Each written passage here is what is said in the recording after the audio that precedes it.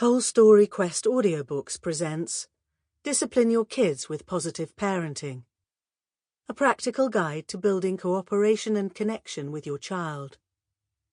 By Nicole Libin, PhD. Narrated by Lara J. West. Introduction. You are not alone. When you find yourself yelling at your kids way more than you ever thought you would. When you're running on empty and still feel like you aren't doing enough.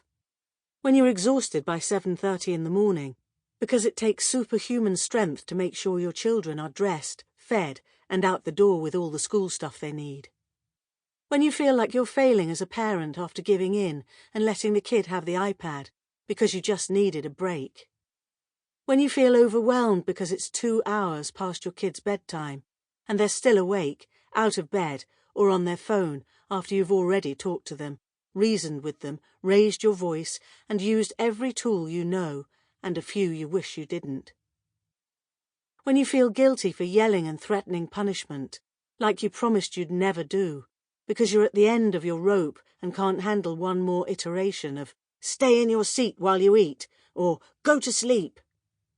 And you are not alone when, after the umpteenth argument about the same thing, you find yourself stressed and frazzled, muttering that there's got to be a better way. There is a better way. A way that helps everyone in the house feel more respected and heard. A way with less yelling, fewer fights, and more connection. The bad news is that no one tells us about it when we become parents.